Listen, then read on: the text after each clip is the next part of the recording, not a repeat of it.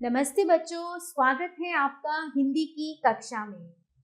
केसर हिंदी पाठमाला भाग 6 बाय जी राम बुक से हम करेंगे पाठ संख्या 5 और पाठ संख्या 5 का शीर्षक है वीर गुलाब सिंह। तो शुरू करते हैं बच्चों पाठ की तैयारी। नीचे दी गई वर्ग पहेली में से क्रांतिकारियों के नाम ढूंढकर चित्रों के नीचे लिखिए। इनमें से आपको जिनके बारे में कोई विशेष बात या उनका नारा मालूम हो उसे कक्षा में बताइए।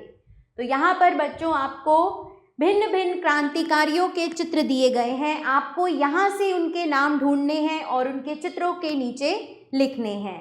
तो जैसे आप पहला नाम ढूंढ सकते हैं यहाँ पर रानी लक्ष्मीबाई, ठीक है, राजगुरु, इसी प्रकार चंद्रशेखर आजाद। तो इसी तरह बच्चों आप बाकी क्रांतिकारियों के नाम भी ढूंढेंगे और उनके चित्रों के नीचे लिखेंगे। बच्चों इन्होंने अपने देश की स्वतंत्रता के लिए अपने प्राणों का बलिदान दिया। ना ये युद्ध से डरे, ना फांसी पर चढ़ने से, इन्होंने गोलियां भी खाई और लाठियां भी सही। तो इसी के साथ हम आगे चलते हैं। क्या है पिटारे में? भारतीय स्वाधीनता आंदोलन का इतिहास देशभक्तों के त्याग और बलिदान से भरा पड़ा है। यदि हम उस इतिहास को देखें तो हमें पता चलता है कि कितने ही देशभक्तों ने अपने देश के लिए त्याग और बलिदान दिया है, यानी कि अपने प्राणों को न्यौछावर किया है। देश के अनेक युवा और किशोर देश की आजादी के लिए निर्भयता के साथ अंग्रेजी शासन के खिलाफ उठ खड़े हुए थे। 7वीं कक्षा का छात्र गुलाब सिंह भी एक ऐसा ही आजादी का मतवाला वीर बालक था। इस पाठ में उनकी कहानी पढ़िए और उनके राष्ट्र प्रेम के बारे में जानिए। चलिए बच्चों शुरू करते हैं। सन 1942 की बात है। लोगों के मन में नेताजी सुभाष चंद्र बोस के बारे में शंकाओं का दौर जारी था। सुभाष चंद्र बोस जर्मनी की सहायता से शीघ्र ही भारत पर आक्रमण करने वाले हैं। क्यों गप मारते हो? नेताजी तो कब के मर चुके हैं। इस प्रकार की शंकाएं पूरे देश में व्याप्त थी कि सुभाष चंद्र बोस जी जीवित हैं या नहीं। नहीं, वे मरे नहीं हैं। यह तो अंग्रेजों ने झूठी अफवाह फैला दी थी। अंग्रेज नेताजी से डरते हैं ना। कुछ दिन पहले ही तो सुना था कि उन्होंने आजाद हिंद रेडियो से भाषण दिया था। मैंने भी सुना है कि नेताजी ने आजाद हिंद फौज तैयार कर रखी है। खामोश, देखो कोई आ रहा है। पुलिस भी सादे कपड़ों में घूमती रहती है। किसी ने सुन लिया तो सीधे जेल की हवा खानी पड़ेगी।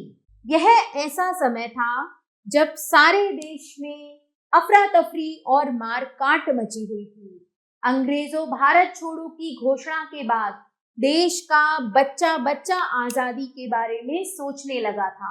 अधिकतर स्कूल और कॉलेजों को बंद कर दिया गया था।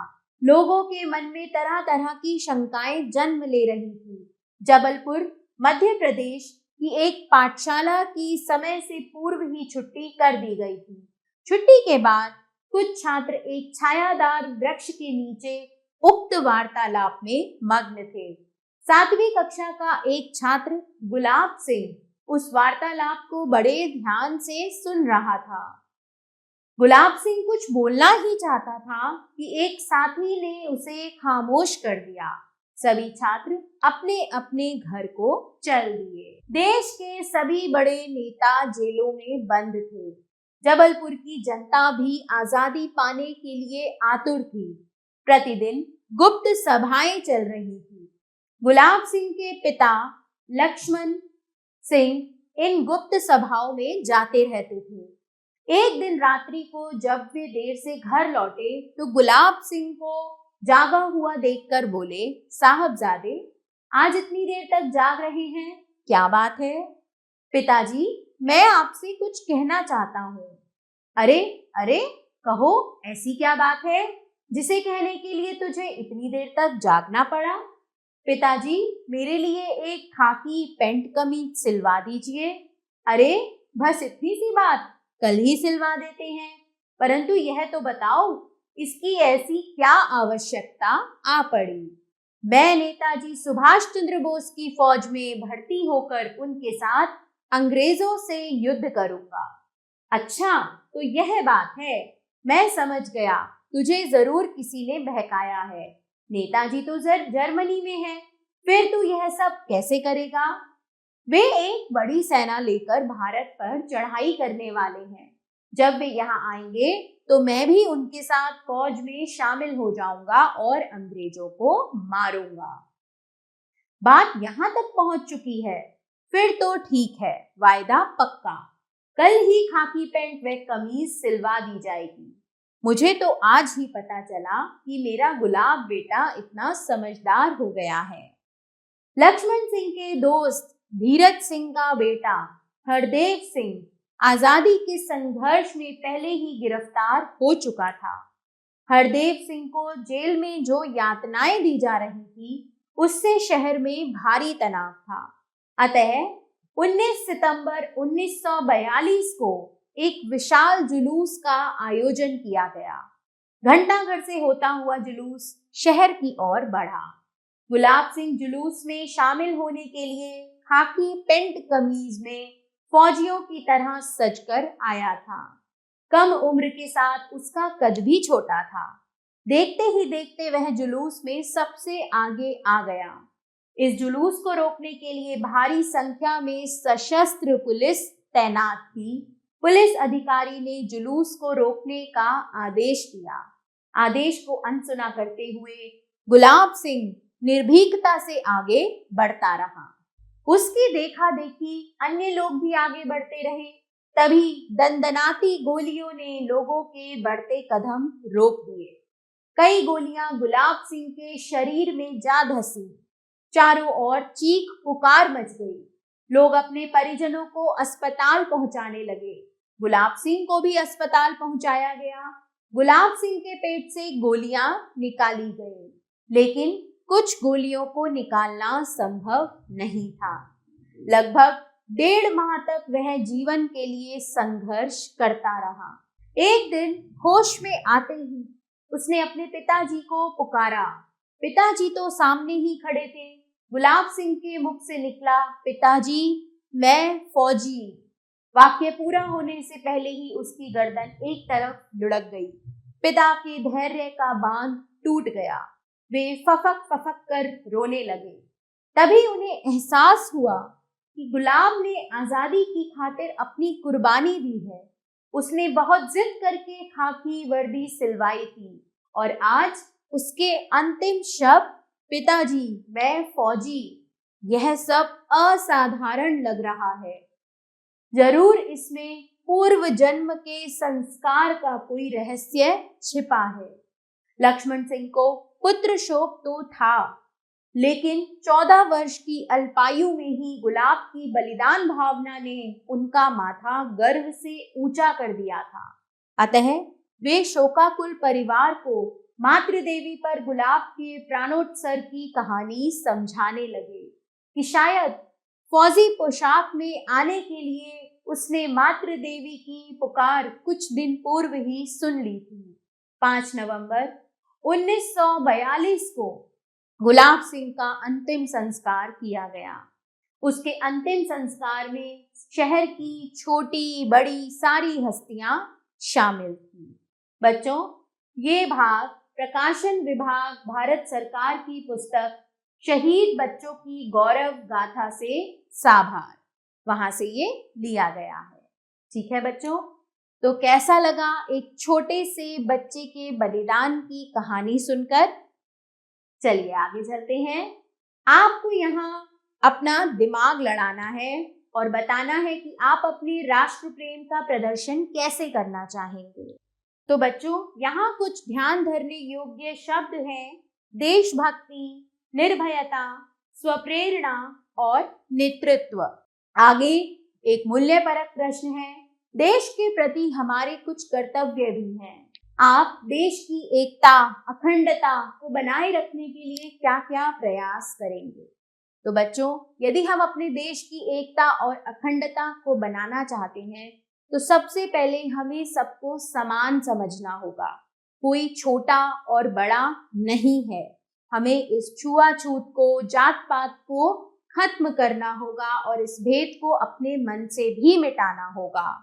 यहाँ पर सभी धर्मों और सभी संप्रदायों का समान रूप से आदर करने की आवश्यकता है, तभी हम अपने देश की एकता और अखंडता को बरकरार रख सकते हैं। अब आते हैं बच्चों शब्दार्थ, जिनके हिंदी और इंग्लिश अर्थ दोनों मैं आपको बताऊंगी और आपने इन्हें याद करना है। शंका, संदेह, डाउट। सशस्त्र, शस्त्र के साथ, आर्म। अफवाह, झूठी खबर, र्यूमर। निर्भीकता, बिना डर के, डेयरिंग। खामोश, चुप, साइलेंट। पूर्व जन्म, पिछला जन्म, प्री बर्थ। अफरा तफरी, भगदड़, टर्मोइल। संस्कार, शिक्षा, उपदेश। ऑर्डिनेशन, वार्तालाप, बातचीत, कन्वर्सेशन। अल्पायु, कम आयु में, इन यंगर एज। साहबजादा, बेटा, सन। मातृवेदी, मातृभूमि, मदरलैंड। यातना, कष्ट, टॉर्चर। प्राणोत्सर्ग, प्राणों का त्याग, सेल्फ सेक्रीफाइस। बच्चों यहाँ कुछ शब्द उच्चारण एवं श्रुत लेख हेतु दिए हुए हैं, तो चलिए पढ़ते हैं। आक्रमण, शंकाएं, वार्तालाप, निर्भीकता, संस्कार, पूर्व जन्म, मातृवेदी, प्राणोत्सर्ग और कुर्बानी। अब आता है बच्चों अभ्यास कार्य। सबसे पहले करेंगे बातों बातों में। लोगों का मन किन शंकाओं से भरा था? लोगों का मन सुभाष चंद्र बोस जी के बारे में शंकाओं से भरा था। किस घोषणा के बाद देश का बच्चा बच्चा आजादी के बारे में सोचने लगा? आजाद हिंद फौज की घोषणा के बाद, अंग्रेजों भारत छोड़ो के आंदोलन के बाद बच्चा बच्चा आजादी के बारे में सोचने लगा। जबलपुर का क्या माहौल था? जबलपुर का माहौल तनाव से भरा हुआ था। गुलाब सिंह को गोली कैसे लगी? जुलूस में सबसे आगे होने के कारण गुलाब सिंह को गोली लगी। जबलपुर की जनता क्या चाहती थी? जबलपुर की जनता अपने देश की आज़ादी चाहती थी। चलिए बच्चों, आप ये प्रश्न देखेंगे, आपकी नज़र में देश की सबसे बड़ी सामाजिक बुराई कौन सी है और उसे दूर करने के लिए आप क्या करेंगे?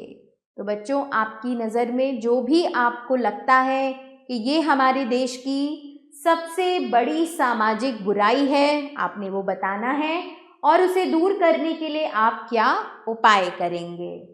चलिए बच्चों, अब है कलम की बारी। बहुविकल्पीय प्रश्न, सही उत्तर के सामने सही का निशान लगाइए। छात्र छुट्टी के बाद कहाँ वार्तालाप कर रहे थे?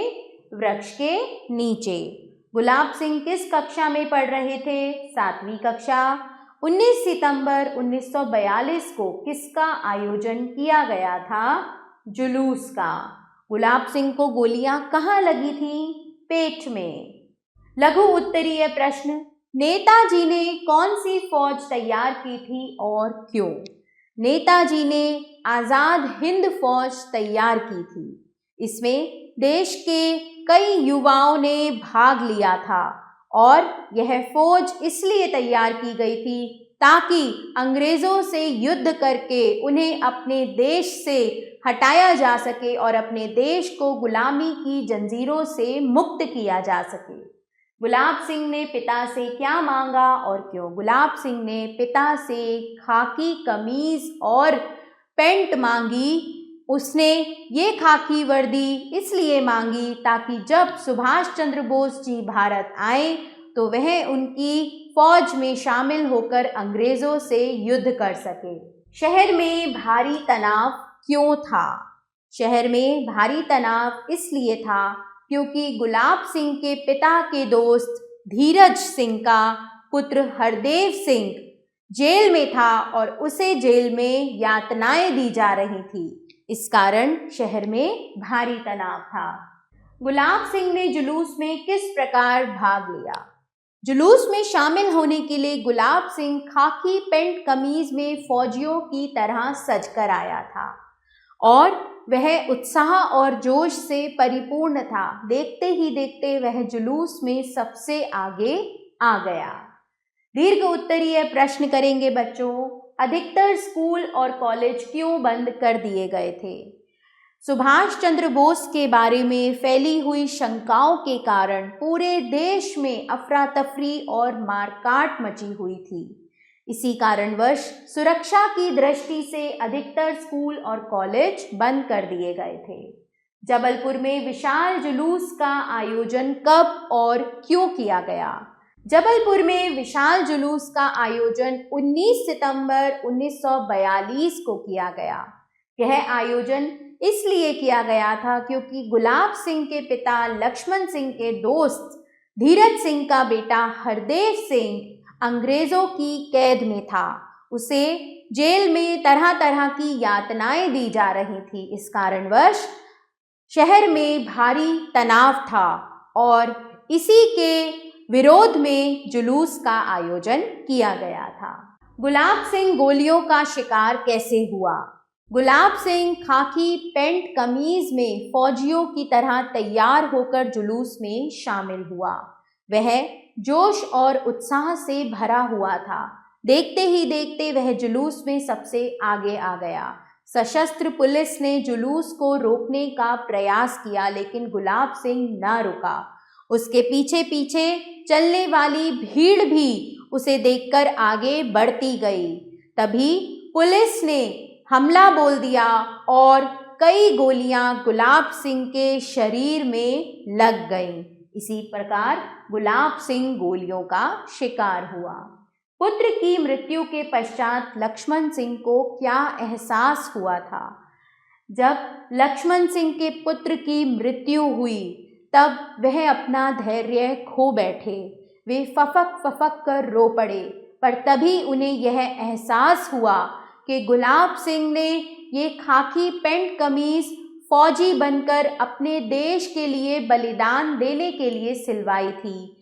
ये तो उन्हें कोई पूर्व जन्म के संस्कारों का फल मालूम हुआ।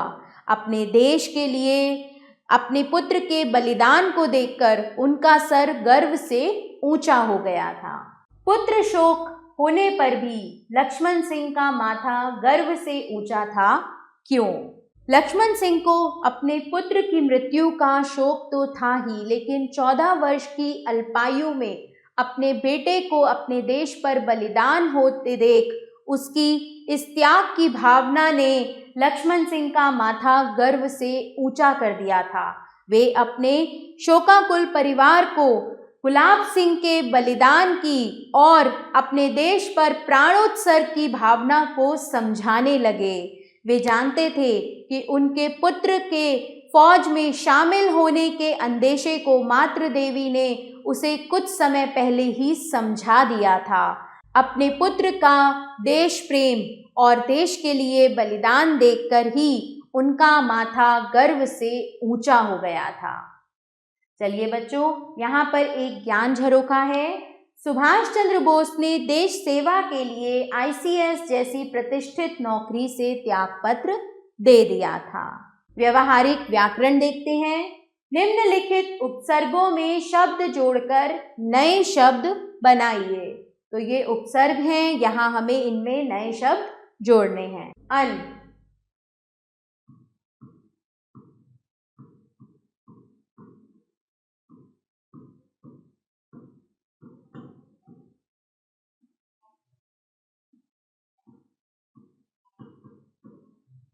दुर, दुर्बल,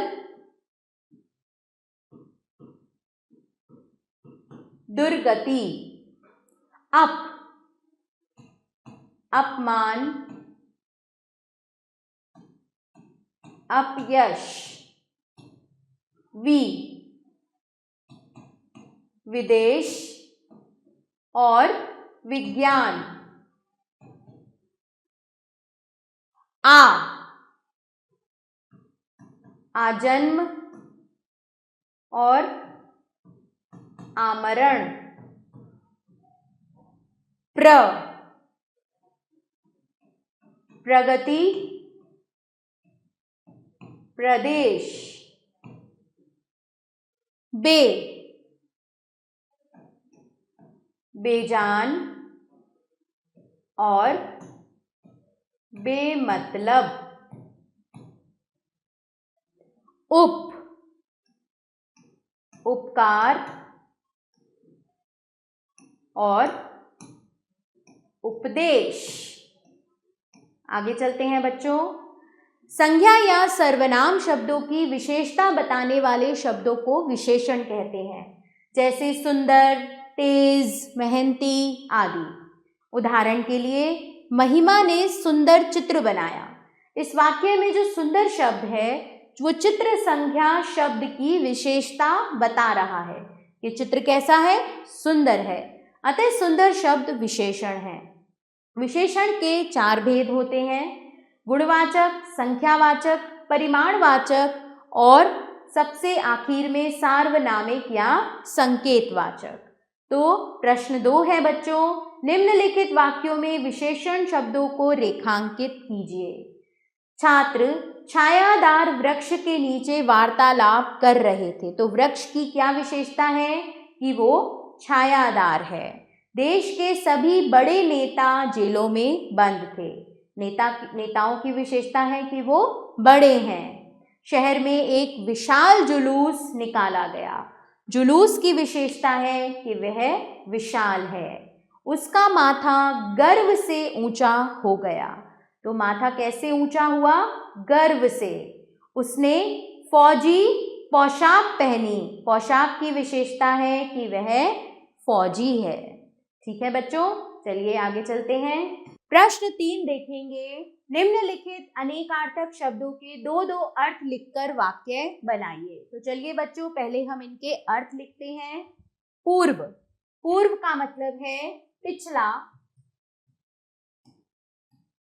और पूर्व एक दिशा भी होती है। दिशा। अंग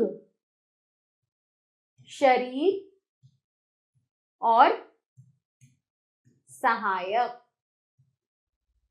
दल समूह, और दल को हम पत्ता भी कहते हैं। कुल यानी कि योग, और कुल वंश। तो बच्चों अब हम इनके वाक्य बनाते हैं। पूर्व।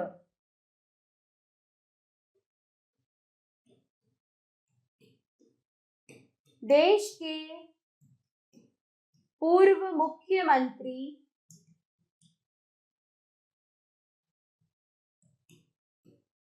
दौरे पर विदेश गए। फिर दिशा। सूर्य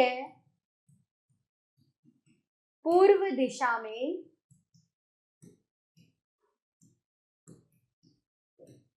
निकलता है। आगे देखेंगे। अंग शरीर।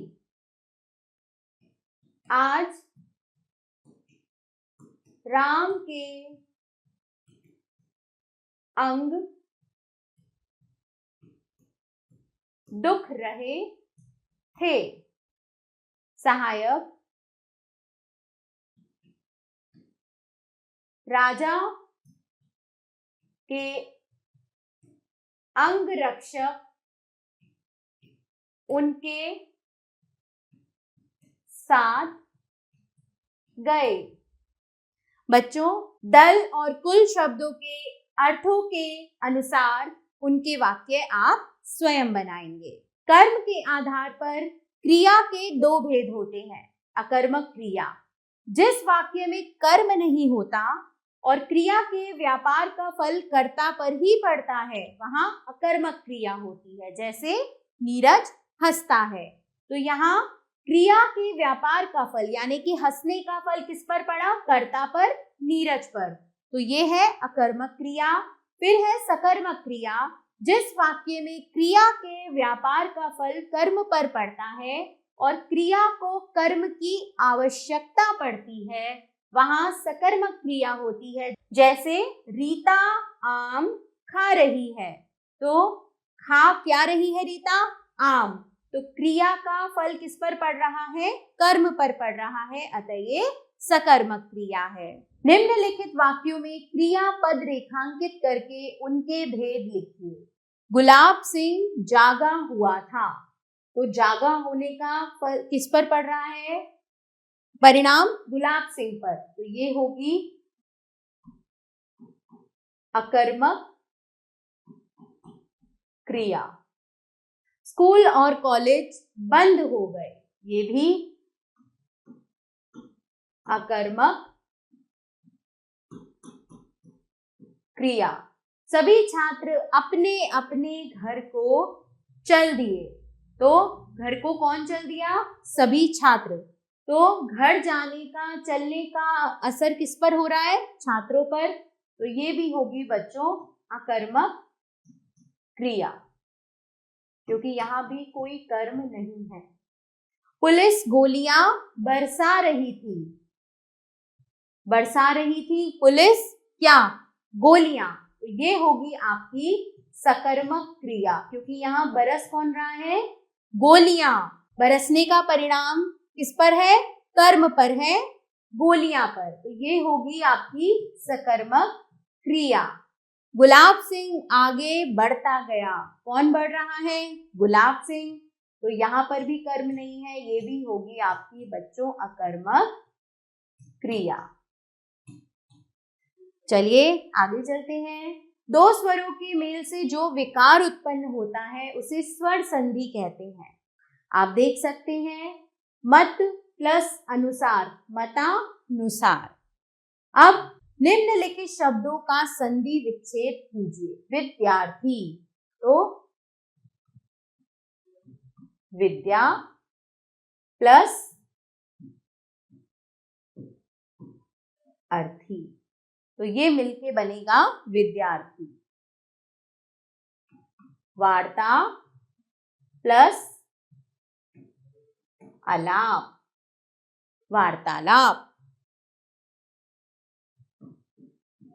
छात्र प्लस आवास, छात्रावास।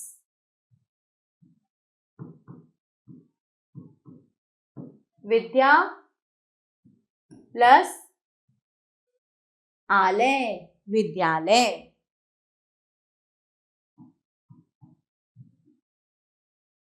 शिक्षा प्लस अर्थी, शिक्षार्थी। दया प्लस आनंद, दयानंद। ठीक है बच्चों, आगे चलते हैं। अपठित बोध दिया हुआ है हमें यहाँ। निम्नलिखित गद्यांश को पढ़कर प्रश्नों के उत्तर लिखिए।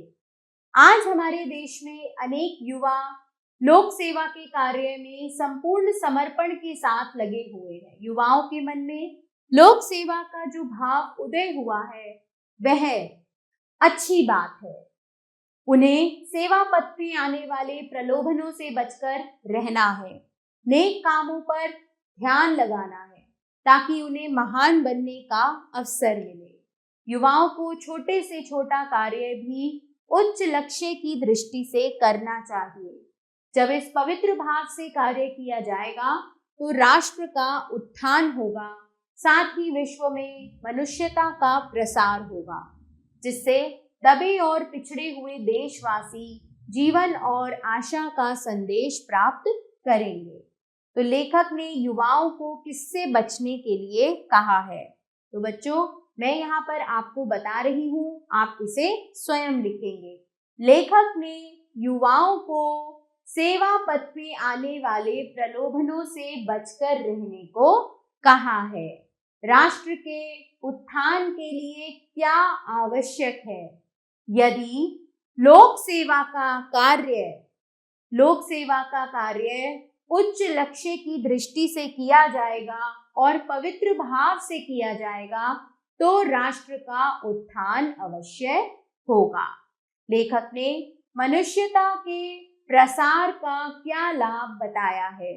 लेखक ने मनुष्यता के प्रसार का यह लाभ बताया है कि यदि विश्व में मनुष्यता का प्रसार होगा तो दबे और पिछड़े हुए देशवासी जीवन और आशा का संदेश प्राप्त करेंगे। गद्यांश से भाववाचक संज्ञाएं छांटकर लिखिए। तो एक भाव है यहाँ पर समर्पण,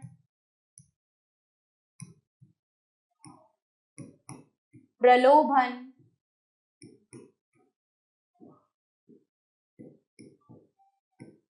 मनुष्यता आदि। चलिए बच्चों आगे चलते हैं। योग्यता आधारित क्रियाकलाप। कहानी सुनाइए। पाठ में दी गई घटना को कहानी के रूप में कक्षा में सुनाइए।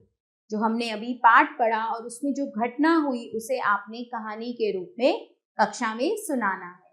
परिचर्चा आयोजन। सन 1942 के भारत छोड़ो आंदोलन के बारे में जानकारी एकत्रित कीजिए और सहपाठियों के साथ मिलकर उस पर एक परिचर्चा का आयोजन कीजिए।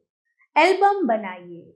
भारतीय स्वाधीनता आंदोलन के कुछ अनसुने सेनानियों के चित्र इंटरनेट से खोज कर निकालिए, जिनके बारे में हमने ज्यादा नहीं सुना है या बिल्कुल नहीं सुना है, और एक एल्बम तैयार कीजिए।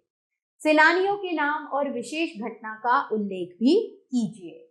फिर है भाषण दीजिए। विद्यालय में किसी राष्ट्रीय पर्व के अवसर पर आयोजित कार्यक्रम में भाषण प्रस्तुत कीजिए। तो बच्चों ये सभी क्रियाकलाप आपको अपनी योग्यता अनुसार करने हैं। अब देखते हैं बच्चों ज्ञान परख। नीचे एक वाक्य के खंड दिए गए हैं, आप देख सकते हैं। प्रथम खंड फर्स्ट तथा अंतिम खंड को सिक्स्थ में दिया गया है। वाक्य के शेष खंड क ख ग घ में अव्यवस्थित क्रम में दिए गए हैं। उनके सही क्रम के लिए A, B, C, D में से सही उत्तर चुनिए। तो जो सबसे पहला है वो है कवियों ने, और सबसे अंत में है झांका है। अब इसके बीच में क्या आएगा बच्चों, आप यहाँ पर A, B, C, D में से चुनकर लिखेंगे। तो बच्चों यहाँ केवल पठन हेतु है। अटल टनल दुनिया की सबसे ऊंची हाईवे सुरंग। हिमाचल प्रदेश में पीर पंजाल की पहाड़ी को काटकर बनाई गई अटल सुरंग को दुनिया की सबसे ऊंची हाईवे सुरंग का दर्जा दिया गया है। 9.02 किलोमीटर लंबी यह सुरंग 10,040 फीट की ऊंचाई पर रोहतांग में स्थित है। इसे वर्ल्ड बुक ऑफ रिकॉर्ड्स द्वारा 10,000 फीट से अधिक ऊंचाई पर बनी विश्व की सबसे लंबी राजमार्ग सुरंग के रूप में मान्यता दी गई है। इसके निर्माण की घोषणा वर्ष 2002 में भारत के पूर्व प्रधानमंत्री स्वर्गीय अटल बिहारी वाजपेयी ने लाहौर स्पीति के मुख्यालय केलांग में की थी। इसकी आधारशिला 28 जून 2010 को सोनिया गांधी ने रखी थी। 3 अक्टूबर 2020 को प्रधानमंत्री नरेंद्र मोदी ने अटल टनल का उद्घाटन किया था। घोड़े के नाल के आकार की यह सुरंग मनाली लेह राजमार्ग पर रोहतांग दर्रे के नीचे बनाई गई है, जो लेह को मनाली से जोड़ती है। इसके निर्माण से मनाली और लेह के बीच सड़क की दूरी 46 किलोमीटर और समय लगभग 4 से 5 घंटे कम हो गया है। मनाली से लाहौल और स्पीति घाटी तक का सफर अब 15 मिनट से कुछ अधिक समय में पूरा हो जाएगा। रोहतांग दर्रा सर्दियों में बर्फ से ढका रहता है। इस कारण लद्दाख निवासियों को सर्दियों में चिकित्सा सुविधाएं और खाद्य सामग्री जुटाने में बहुत कठिनाई होती थी, पर अब वे सहजता से मनाली पहुंच सकते हैं। इस सुरंग का उपयोग कर वे देश के बाकी हिस्सों से जुड़ सकते हैं। सुरंग से पेट्रोल व सब्जी जैसी आवश्यक वस्तुओं की आपूर्ति वर्ष भर की जा सकती है। अब लाहौल घाटी के लोगों को सर्दियों में भी रोज हरी सब्जियां, अंडे, दूध एवं सभी प्रकार की खाद्य सामग्री मिल रही है। सुरंग से यात्रा के समय में कमी आई है, जिससे किसान मटर और आलू जैसी जल्दी खराब होने वाली फसलें समय से बाजार में पहुंचा सकते हैं। अटल सुरंग को सुरक्षा के सभी उपायों और अत्याधुनिक उपकरणों से सुसज्जित किया गया है। इसके निर्माण से क्षेत्र में पर्यटन को बहुत बढ़ावा मिला है। सर्दियों में भी पर्यटक लाहुल आने लगे हैं। यहाँ की घाटियों को निहारने अब तक लाखों पर्यटक आ चुके हैं। आभार। मिलते हैं बच्चों नए पाठ के साथ।